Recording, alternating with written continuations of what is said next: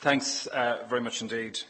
And particular thanks to Joe. I was grateful to get the invitation to come and talk to you and to the rest of the team here at the school. It's my first time, and I have to say I've enjoyed the last 24 hours so much. I certainly intend to come back as an audience member at next year's McGill. I think it's a phenomenal event.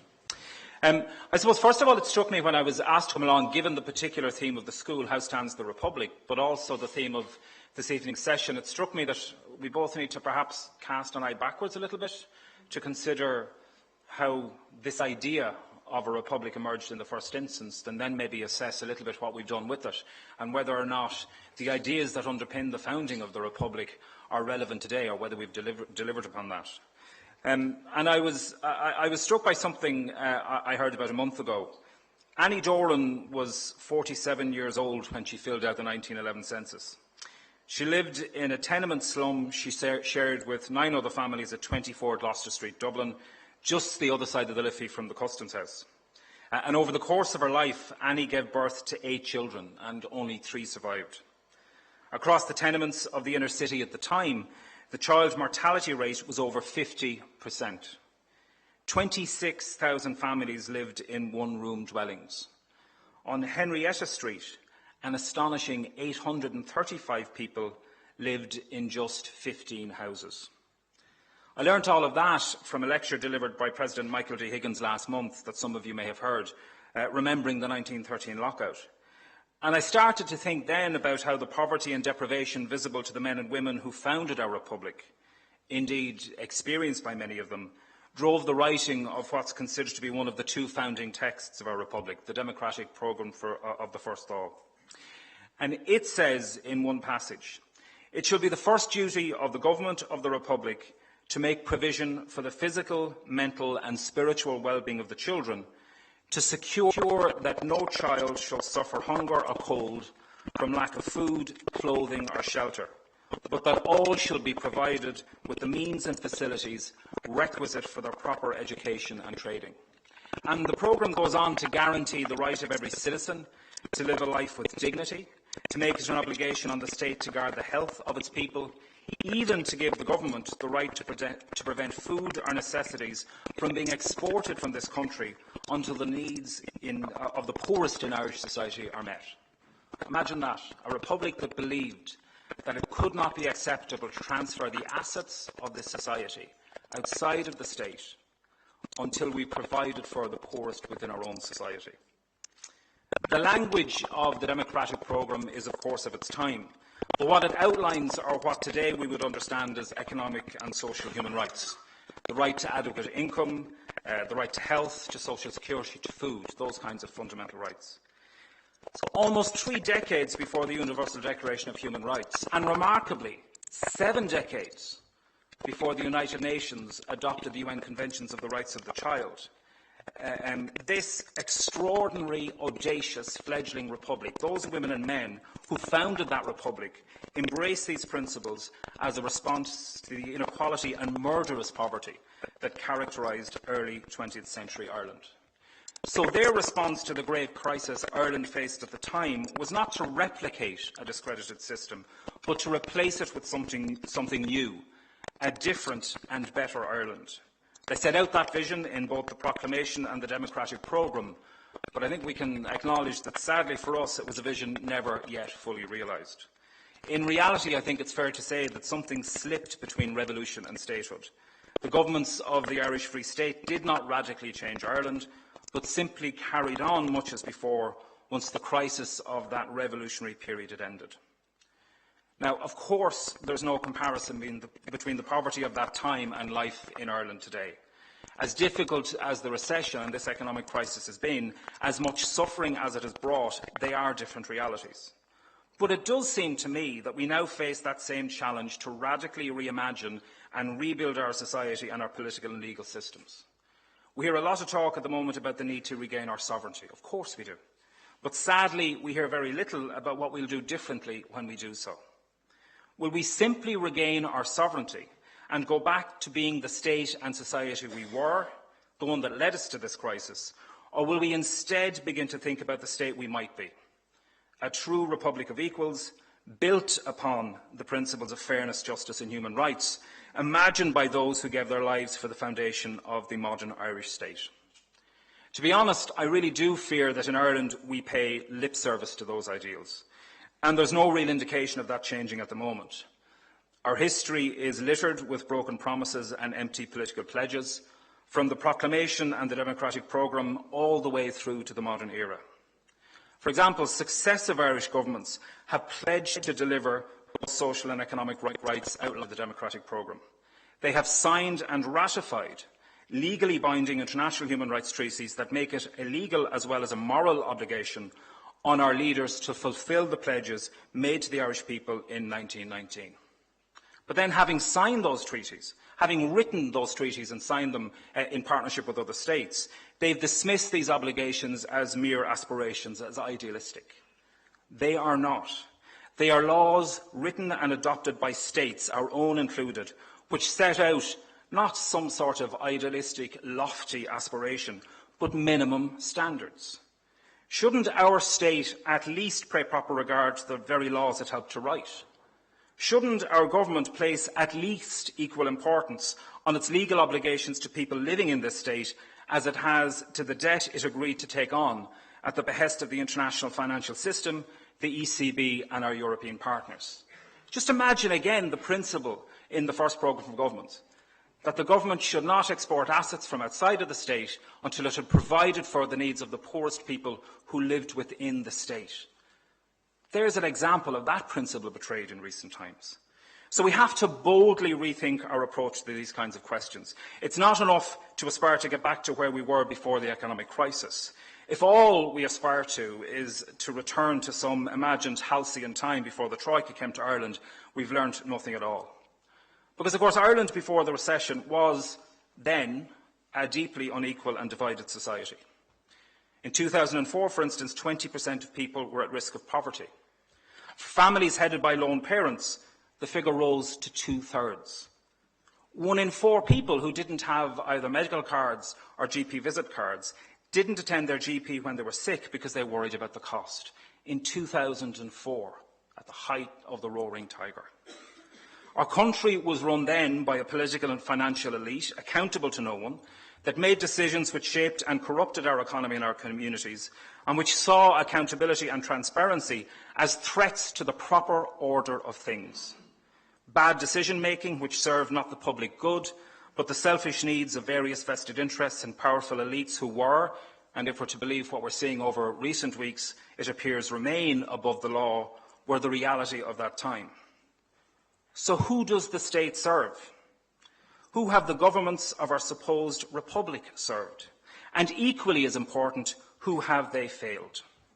Those communities marginalised, deprived and ignored today are the same communities who suffered from the same problems before the recession, even if their plight today is more acute. And those who perhaps considered themselves safe, who didn't see a role for the state in their lives, who believed that they could provide for themselves all that they might need, now feel the vulnerability that has so often touched others.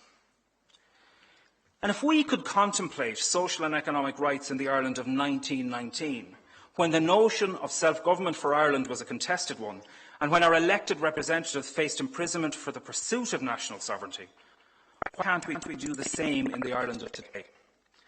At a time when it's commonly understood that a lack of transparent, effective and evidence-based decision-making, as well as poor systems of administration and oversight, led us to this place of crisis, shouldn't the overwhelming demand be that we radically change? For example, should we not be looking at putting obligations on the state to protect our fundamental human rights, like health, social security and education, thus ensuring that the primary responsibility of the state is to serve the common good in those areas, as opposed to the muddy and failed old horse trading between various political and other vested interests that we've seen up until now. Now, economic, social and cultural rights are not foreign to our constitutional tradition. We have the education provision in Article 42, we have a particularly well-upheld provision on the right to property, and we have the directive principles of social policy in Article 45. Those are the right of all men and women to an adequate means of livelihood, the safeguarding of the weaker sections of the community, and ensuring the strength and health of workers. But they are directive principles. They're not legally enshrined rights. The fact that they're there, of course, makes it clear that the Constitution envisaged a role for the state in vindicating these rights. They were meant to be part of our political culture. They were supposed to guide our leaders in how they made decisions, allocated resources, and served the people. It's been a failure of our political system to make this happen, and it's where we have a systems failure, politically or administratively, that we must give a role to the courts to defend the rights of our people against the failures of the state. There are those who argue, of course, that we can't afford these rights, that once written into our Constitution, the legendary floodgates will open. But this isn't an argument against protecting those rights. Rather, it's a challenge to the state to understand what those rights mean. Rights agreed, adopted and written into law by those very same states. So putting the right to housing in the Irish Constitution on Thursday, for instance, doesn't mean that on Friday anyone without a house can take the government to court. Human rights law isn't about enriching a generation of barristers. It's about putting a framework in place that promotes accountable decision-making, that obliges a government to say, these are our priorities, these are the rights we're trying to deliver, and here's how we're going to do so the best we can with the money we have available. In economic and social rights, as they are in civil and political, the courts are the last resort.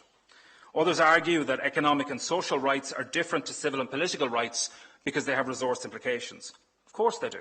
All human rights have resource implications. So the right to a fair trial requires the state to put in place and fund a functioning criminal justice system. The right to vote necessitates paying for elections, funding political parties, and paying for the salaries of our elected representatives. Nor is this an argument for unlimited public spending. The government already spends money on delivering healthcare, on supporting the housing needs of the population, on providing a system of social protection. But how does it set the priorities for that spending? Is it on the whim of a minister funding an election pledge, or because one section of society was able to shout loudest? And how do we as taxpayers ensure accountability in the delivery of these services? The truth is, we can't. The reality is that our systems of administration are so flawed that the government often cannot even account for how it spends our money. Research carried out for Amnesty International Ireland by Indicon, for example, revealed that the HSE is unable to account for how the mental health budget is spent every year. So human rights law is about how we set our priorities and ensuring that we allocate resources to those priorities in a transparent and accountable way. It's not about taking authority away from our elected representatives or undermining the accountability of our government to us as voters. The responsibility to protect and fulfil our economic and social rights rests with the Oireachtas, not with the courts. But we can learn from the experience of other states where these rights have been inserted into the Constitution or written into an equivalent body of law. The state, in those circumstances, has been made more accountable to the people, not less.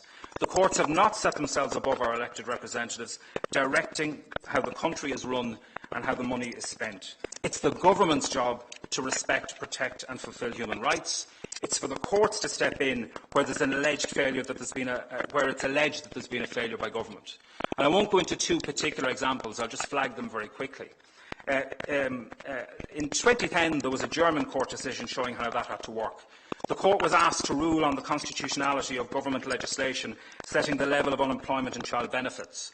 And the court concluded that provisions of the German constitution gave rise to a right to a minimum subsistence level to ensure human dignity. But the court did not prescribe what the amount was, nor was it for the court to do so. That's the job of the elected representatives, and I wouldn't argue otherwise. But it was for the court to examine whether the processes of determining the level of benefits was needs-orientated, realistic, transparent and evidence-based, that good decisions were made, and that the process took account of the fact that there was a constitutional right to be upheld.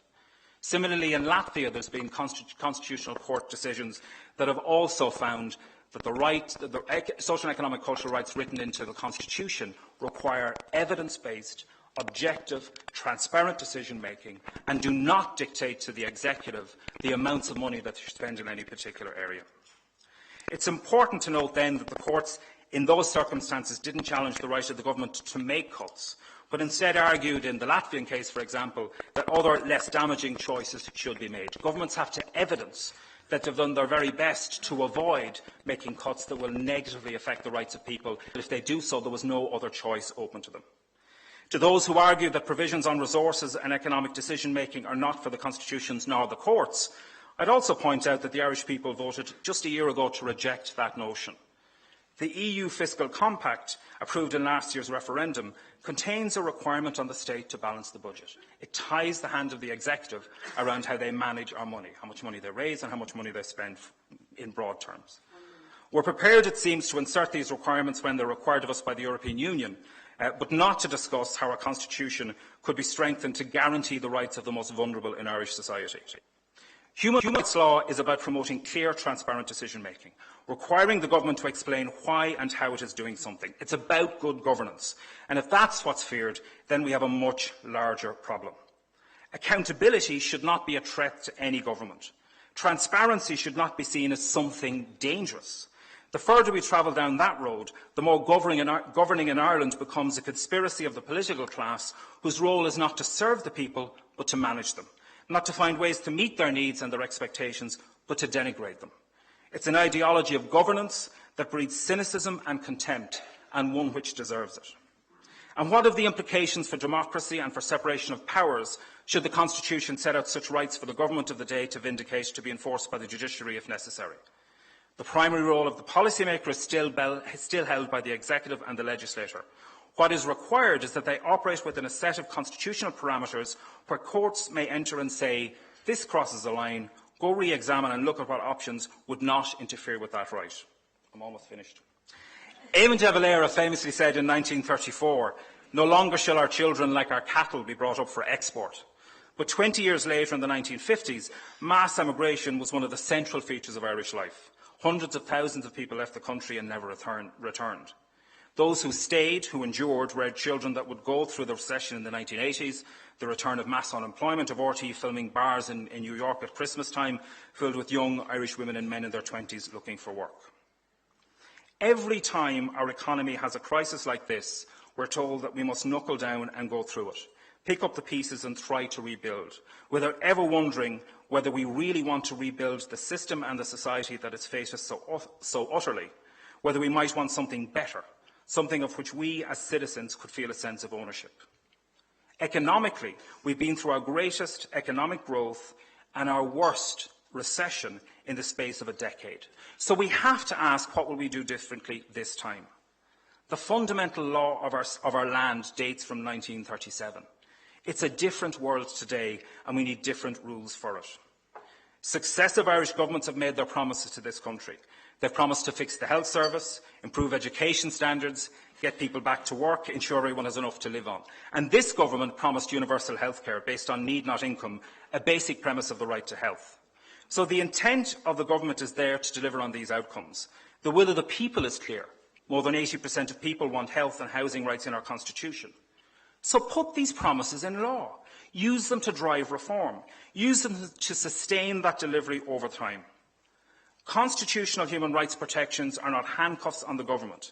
They are about establishing a role for the state, a baseline of protection which will be built over time, and a process for good governance. And I promise I'm ending.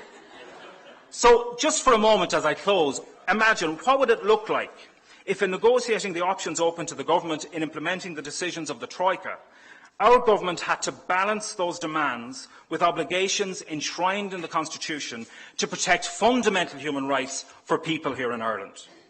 Irish governments, whatever political composition and in whatever economic circumstances we find ourselves, must understand and be bound by a clear obligation to prioritise the rights of people in this country. Our Constitution values human rights. Our political heritage is littered with calls to arms. Give me 30 seconds and I'll finish it. Our political heritage is littered with call to arms based in the idea of a republic based on fairness, justice and equality. And it's for all of us, our political classes, the media who shape our responses, our judiciary and most of all our people, to recognise that this time we must not simply rebuild. This time we have to do more than look backwards through misty eyes and clap ourselves on the back for the courage and vision of those who died for the birth of an imagined republic.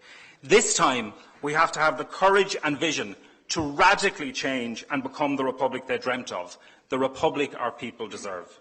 And I am sorry for having taken too much time, but I really do want to try and get to the end of that.